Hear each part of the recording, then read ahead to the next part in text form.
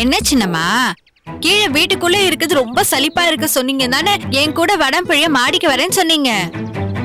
இங்க வந்து ஒரு வார்த்தை கூட பேசாம வானத்தை விரிச்சு பாத்திருந்தா என்ன அர்த்தம்? எப்பவும் கலகலன்னு சிரிச்சு பேசிட்டு இருப்பீங்களே, இப்ப என்னாச்சு சின்னம்மா உங்களுக்கு?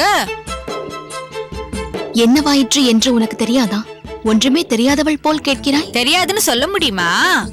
மறக்கக்கூடிய சம்பவமா அது?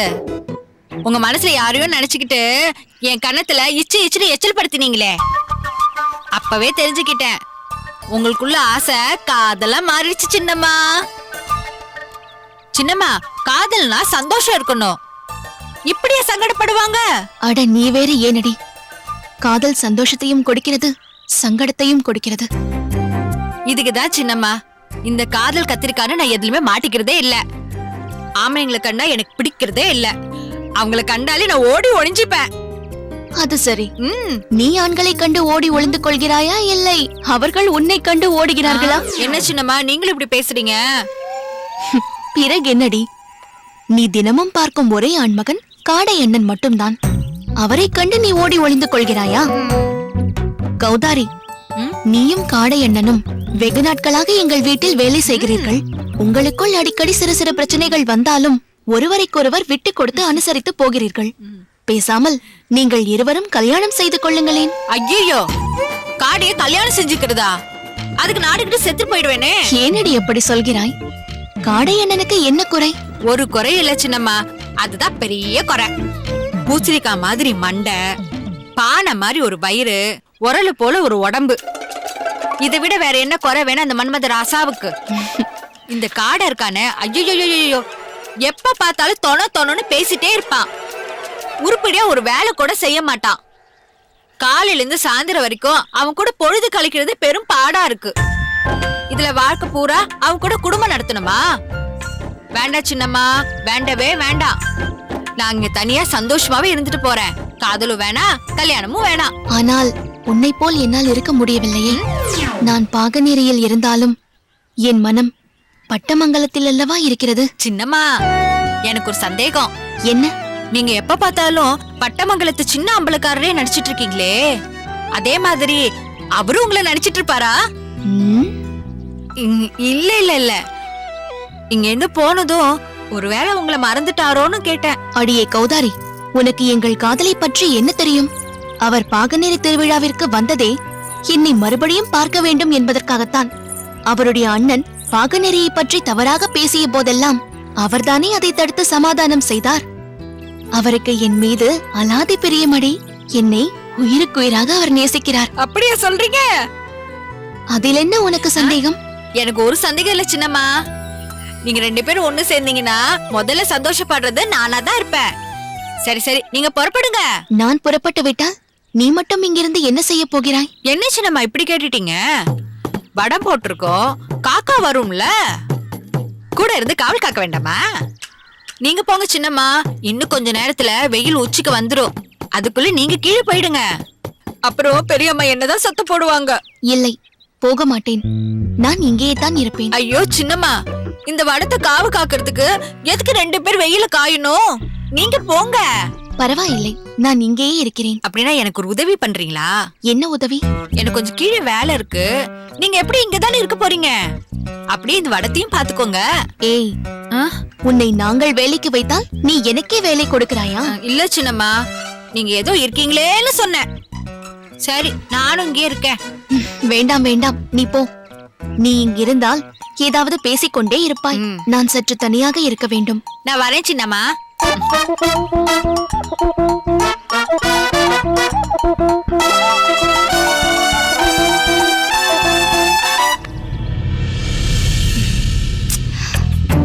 ஏய் கௌதாரி, இது என்ன விளையாட்டு?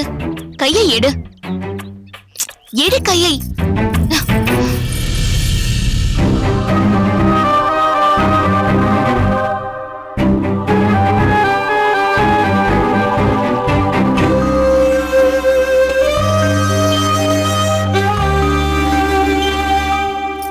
ஏய் கல்யாணி, ஏன் கிள்ளுகிறாய்? என்ன அடிக்கிறாய்? இது கனவில்லையா? கனவா? நீங்கள் உண்மையாகவா வந்திருக்கிறீர்கள்? இதை என்னால் நம்பவே முடியவில்லையே. என்ன தேடுகிறாய்? இங்கு ஏதாவது கட்டை இருக்கிறதா என்று தேடிக் கொண்டிருக்கிறேன். ஏன்? நீங்கள் இங்கு வந்திருப்பதை இன்னும் என்னால் நம்பவே முடியவில்லை. அதனால்தான் இங்கு ஏதாவது கட்டை இருந்தால் உங்களை அடித்து சோதித்து பார்க்கலாம் என்று. என்ன? என்னால் நம்பவே முடியவில்லையே. இப்போது என்ன? இது கனவா நனவா என்று உனக்கு தெரிய வேண்டும். ஆமாம்.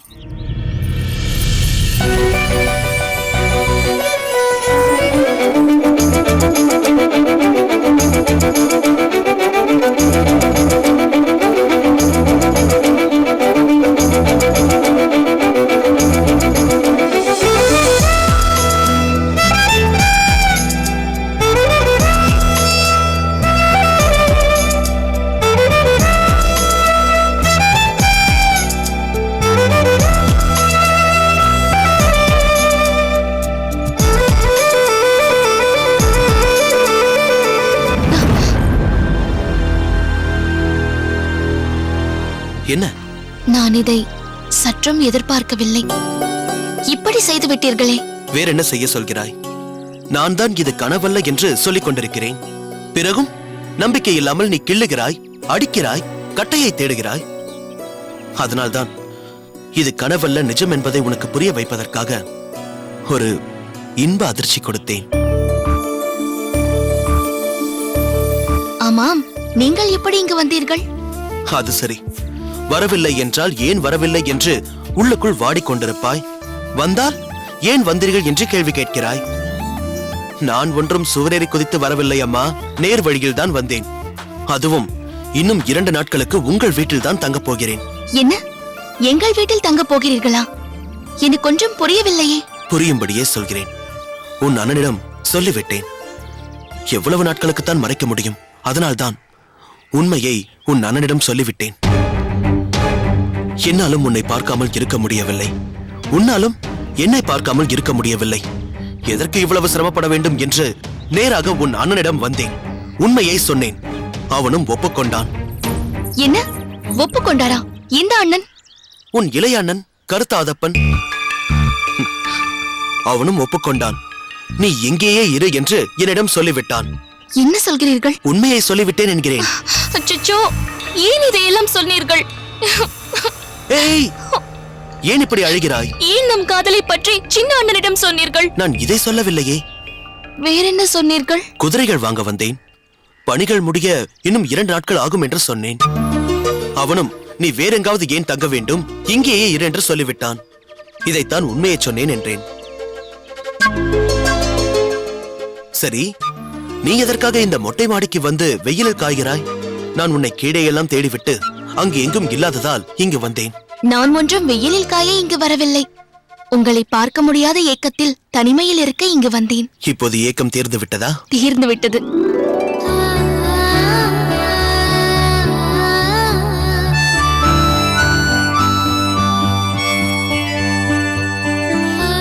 கல்யாணி, இவ்வளவு நாட்கள் என்னை பார்க்காமல் எப்படி இருந்தாய்?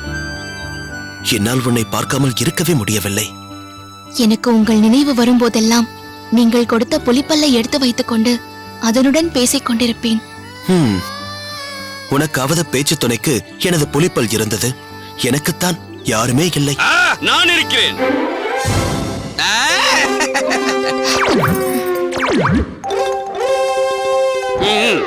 தோ வருகிறேன். என்ன வைரமுத்தா, வந்தவுடன் வேலையை ஆரம்பித்து விட்டாயா? ஏய் அறிவழகா, உன்னை யார் இங்க வரச் சொன்னது? ஏன் நான் வரக்கூடாதா? நான் என்னவோ உனது அந்த புறத்திற்குள் நுழைந்தது போல் கோபப்படுகிறாய்? இது மொட்டை மாடி, எனக்கு புழுக்கமாக இருந்தது. அதனால் தான் காற்று வாங்க வந்தேன். ஆனால் நீ முன்னதாகவே வந்து ஜோடியாக காற்று வாங்குகிறாயா? ஆமாம், போ. ஏன் நான் ஏன் போக வேண்டும்? போக மாட்டேன், இங்கேயே தான் இருப்பேன். சரி, நீ போக வேண்டாம், நாங்கள் போகிறோம். கல்யாணி, வா போகலாம். இல்லை, நான் காக்காவிற்கு பாதுகாக்க வேண்டும். என்ன, காக்காவிற்கு பாதுகாக்க வேண்டுமா? எந்த காக்காவை பாதுகாக்க வேண்டும்? ஐயோ, வடம் போட்டிருக்கிறோம் அல்லவா, அதனால் காக்கா வராமல் பாதுகாக்க வேண்டும். அதற்கு ஒரு ஆள் இங்கு இருக்க வேண்டும். இப்பொழுது என்ன, வடாகத்தை காக்கா உண்ணாமல் பாதுகாக்க ஒரு ஆள் இங்க இருக்க வேண்டும், அவ்வளவுதானே? ஆமாம். அறிவழகா, மொட்டை மாடிக்கு காற்று வாங்கதானே வந்தாய்? ஆமாம். அப்படியே காக்காவையும் ஓட்டிவிடு. போய் நில்லடா. வா கல்யாணி. என்ன இது? அவரை போய் ஆ, என்ன இவனை போய்? ஆ, இவன் ஒன்றும் அவ்வளவு பெரிய ஆளெல்லாம் இல்லை. ஆ, இது, வேலை வெட்டி இல்லாத வெட்டி பையன். வைரமுத்தா, உங்கள் வீட்டில் காடை இருப்பது போல எங்கள் வீட்டில் இவன். வைரமுத்தா. ஒழுங்காக காக்காவை ஓட்டு போ. ஆ, வா கல்யாணி.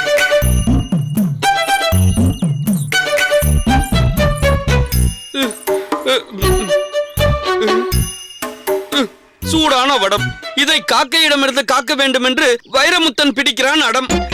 அவர்கள் காதலுக்காக இப்படி மொட்டை மாடியில் உச்சி வெயிலில் நிற்கிறேனே, நான் ஒரு ஜடம். காக்கா காக்கா காக்கா. ஏய், ஏய், காக்கா, காக்கா, ஏய், காக்கா, டேய் அறிவழகா, காக்கா. நன்றாக காக்கையை ஓட்டுகிறாய்.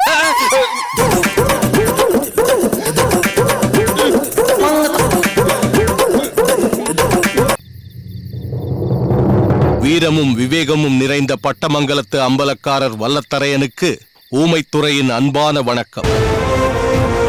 செவத்தையா மூலம் உன் திட்டத்தை அறிந்து நான் மிகவும் மகிழ்ந்தேன். சோதனையான நேரத்தில் சாதனை புரிய நீ எனக்கு கிடைத்திருக்கிறாய். மருது சகோதரர்கள் மூலம் தமிழகத்தை ஆங்கிலேயரிடமிருந்து மீட்பது எவ்வளவு முக்கியமோ அதே அளவிற்கு மருது சகோதரர்களின் விருப்பமான அவர்களது குலதெய்வ வழிபாட்டை அவர்கள் நல்லபடியாக நடத்தி முடிப்பதும் மிகவும் முக்கியம். அதை நிறைவேற்றி வைக்க வேண்டியது நமது பொறுப்பு. இதன் மூலம் நாம் ஆங்கிலேயர்களுக்கு நமது பலத்தை நிரூபித்து காட்டப் போகிறோம். அதற்கு நீ எனக்கு பெரும் பலமாக இருக்கப் போகிறாய். நீ தீட்டிய திட்டம் வெற்றி பெற எனது முழுமையான வாழ்த்துக்களை தெரிவித்துக் கொள்கிறேன். வெற்றி நிச்சயம். ஊமைத்துறை. ஆஹா, கேட்டீர்களா மாமா ஊமைத்துறையாரின் உன்னதமான மடலை? இதில் உள்ள ஒவ்வொரு வரியும் என் மீது அவர் கொண்ட நம்பிக்கையை எப்படி புலப்படுத்துகிறது பார்த்தீர்களா? வல்லத்தரையா, உன் கையில் உள்ள மடலையும் முகத்தில் தெரியும் மலர்ச்சியையும் பார்த்தால் எனக்கும் மகிழ்ச்சி அளிக்கிறது. அது என்ன மடல்? மருது பாண்டியர்கள் எந்த பிரச்சனையும் இல்லாமல் அவர்களது குலதெய்வத்தை வழிபட நான் ஒரு பாதுகாப்பு வியூகம் அமைத்திருக்கிறேன். அந்த வியூகத்தை அறிந்து மனமாற என்னை பாராட்டி வாழ்த்து மடலை அனுப்பியிருக்கிறார் ஊமைத்துறையார். அப்படி சொல் வல்லத்தரையா, இதைத்தான் நான் உன்னிடம் எதிர்பார்த்தேன். மேலும் வேறொரு விஷயத்தை உன்னிடம் சொல்ல விரும்புகிறேன். என்னம்மா அது? அம்பலக்காரர்கள் அத்தனை பேருக்கும் முன்னால் அந்த வாளுக்கு வேலி கலிய பெருமாளை கொன்று தான் மருது பாண்டியர்களுக்கு வேலியாக இருப்பவன் என்று ஒரு பிரம்மையை ஏற்படுத்தி இருக்கிறான். நீ அதை உடைப்பதற்குரிய வாய்ப்பு தானாகவே வந்திருக்கிறது. இப்பொழுது ஊமைத்துறையே உன்னை அழைத்து மருது சகோதரர்களை காக்கும் பொறுப்பை உன்னிடம் தந்திருக்கிறார். இதை நீ சிறப்பாக நிறைவேற்றி வாளுக்கு வேலியை விட நீதான் உயர்ந்தவன் என்பதை நிரூபித்து இதன் மூலம் மருது சகோதரர்களின் மதிப்பை நீ பெற வேண்டும். நிச்சயம் உங்கள் விருப்பத்தை நிறைவேற்றுவேன் அம்மா. வல்லத்தரையன் வகுத்திருக்கும் திட்டம் மிகவும் வல்லமை வாய்ந்தவர்கள் மட்டுமே நிறைவேற்றக்கூடிய திட்டம். இவ்வளவு நுணுக்கமான திட்டத்தை வல்லத்தரையன் தான் தீட்ட முடியும். இவர்கள் இப்படித்தான் மருது பாண்டியர்களை கொண்டு செல்வார்கள் என்று எவராலும் யூகிக்க முடியாது. எல்லாம் சரிதான் வல்லத்தரையா.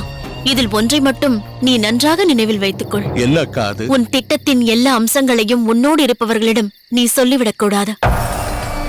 ஏதேனும் ஒரு நுணுக்கமான விஷயத்தை உன்னை தவிர வேறு யாருக்கும் தெரியாதபடி நீ மறைத்து வைக்க வேண்டும். என்ன வார்த்தை சொல்லிவிட்டாய் வீரமா? வல்லத்தரையனுக்கு பக்கத்தில் இருப்பவர்கள் அவனுக்கு துரோகம் செய்ய நினைப்பார்களா? அவன் போடும் ரகசிய திட்டத்தை வெளியில் சொல்லிவிடுவார்களா? அப்படி உனக்கு யார் மீதாவது சந்தேகம் இருந்தால் இப்போதே சொல்லிவிடு. அவர்கள் யார் என்று கண்டுபிடித்து உன் கண் முன்னாலேயே அவர்களை என்ன செய்கிறேன் பார். என்ன செய்வீர்கள்? வாள் எதற்கு இருக்கிறது? வேல் எதற்கு இருக்கிறது? அது உங்களுக்குத்தானே தெரியும். வாள் வெட்டுவதற்கு, வேல் எதிரியின் மார்பில் குத்துவதற்கு. அதனால் அந்த துரோகிகளை வெட்டுவேன், குத்துவேன். அது எப்படி? உங்களுக்கு சுடுவதுதானே பிடிக்கும். நீ என்ன சொல்கிறாய் வீரம்மா? அது ஒன்றுமில்லை அத்தை. நான் சுடுவேன், சொல்லால் சுடுவேன். கண்ணகி சொன்ன உடனே மதுரையே எரிந்ததாமே, அப்படி அந்த துரோகிகள் சாம்பலாகும்படி என் சொல்லால் அவர்களை சுடுவேன். அதைத்தான் சுடுவேன் என்று வீரம்மாள் சொல்கிறார். அக்கா, உங்களுக்கு ஏன் குழப்பம்? நான் யாரிடமும் எதுவும் சொல்ல மாட்டேன். எந்த விஷயமானாலும் மாமாவிடம் மட்டுமே சொல்வேன். அதுதானே பிரச்சனை. என்ன சொல்கிறீர்கள்? ஒன்றுமில்லை. எதை சொல்வதானாலும் ஒரு முறைக்கு 10 முறை யோசித்துவிட்டு சொல். அவ்வளவுதான் சொல்வேன்.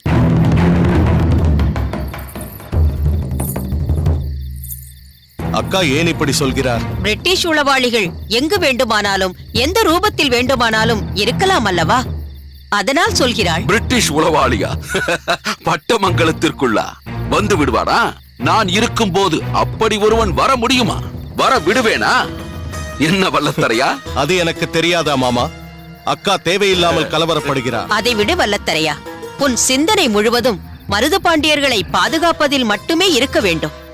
இதன் மூலம் வாளுக்கு வேலி விட்ட அரைக்கூவலில் வென்று காட்டுவதாக இருக்க வேண்டும். நிச்சயம் நீங்கள் நினைப்பதை நிறைவேற்றுவேன் அம்மா.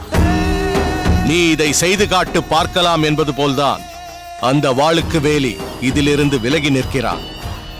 என்னால் முடியும் என்று நிரூபித்து காட்டி முதலில் அவன் புகழை அழிப்பேன், அதற்கு பிறகு அவனையே அழிப்பேன்.